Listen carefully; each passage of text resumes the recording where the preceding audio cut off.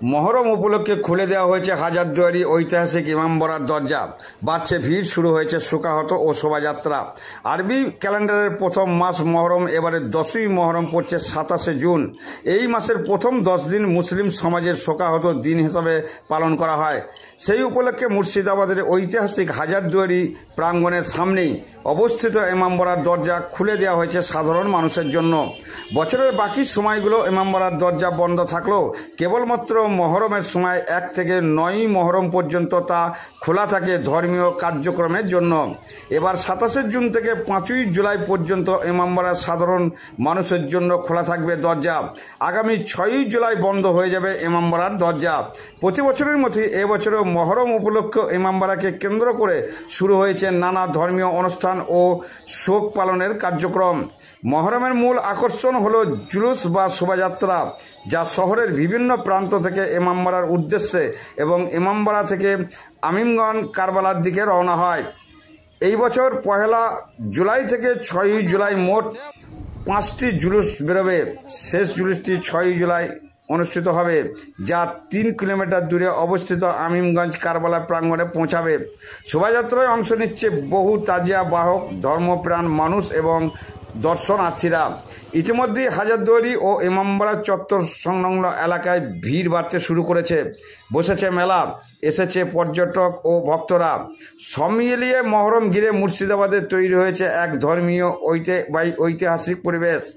স্থানীয় প্রশাসন নিরাপত্তা ও ভিড় সামলাতে বিশেষ ব্যবস্থা গ্রহণ করছে।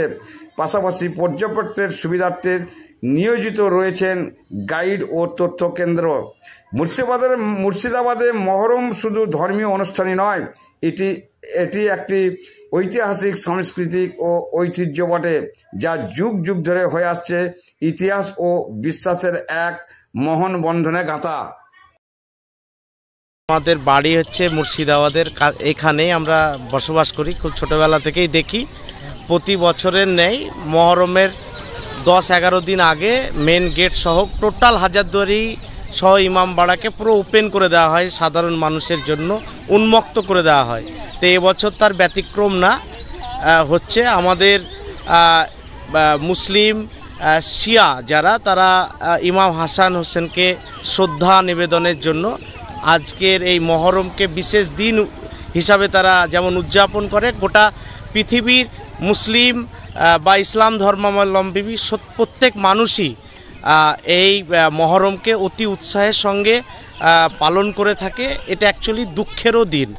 আমাদের ইমাম হাসানকে শহীদ হতে হয়েছিল সেই কারবালার ময়দানে, সেই থেকে এটা হয়ে আসছে। এটা এই ইতিহাস বা এই ঘটনা গোটা পৃথিবীর মানুষ জানে, নতুন করে কিছু না। তবে নাম আনিসুর রহমান, আমি এখানকার নাগরিক।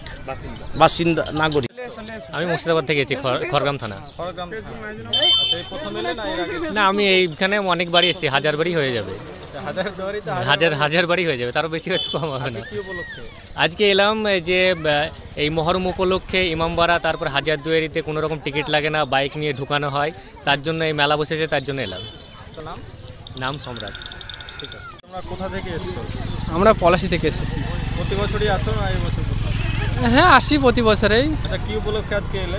আমরা এই মহরম উপলক্ষে এসেছি। আচ্ছা, মহরম ইমামবাড়া খোলা রয়েছে? হ্যাঁ, খোলা রয়েছে। কেমন লোক দেখতে অনেক আগে হাজারদুয়ারি দেখে গেছি। আচ্ছা, হ্যাঁ। নাম? আমার নাম শামীম মণ্ডল। ঠিক আছে।